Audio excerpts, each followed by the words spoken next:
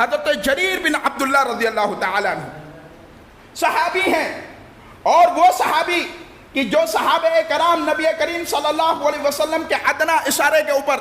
اپنے جان کو، اپنے مال کو، اپنے تن کو، اپنے دھن کو سب کچھ قربان کرنے کے لیے تیار ہو جاتے ہیں، لیکن اس کے باوجود بھی نبی کریم صلی اللہ علیہ وسلم کے ساتھ کانٹریکٹ کرتے ہیں، نبی کریم صلی اللہ علیہ وسلم کے ساتھ عہد و پیمان کرتے ہیں۔ بایعت رسول اللہ صلی اللہ علیہ وسلم علی اقام الصلاۃ وایتاء الزکاۃ والنصح لکل مسلم۔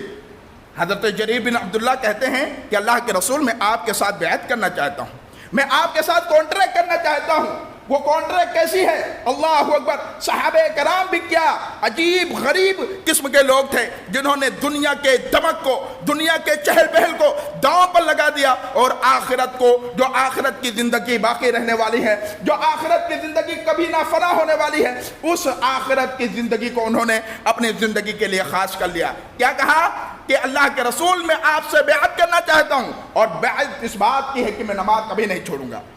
میں نماز کبھی ترک نہیں کروں گا، نماز کے اندر کبھی سستی اور کاہلی نہیں ہوگی، اور وہ ایتاء الزکاۃ، اور زکوٰۃ کو وقت کے اوپر ادا کروں گا۔ اسی طریقے سے وَالنُّصْحِ لِكُلِّ مُسْلِمٍ، اے اللہ کے رسول اس بات کا بھی میں آپ کے ساتھ عہد و پیمان کرتا ہوں کہ کسی بھی مسلمان کے ساتھ میں کوئی غلط کام نہیں کروں گا، بلکہ ہر مسلمان کے تئیں خیر خواہی کا جذبہ میرے دل کے اندر رہے گا۔ یہ صحابہ کرام تھے،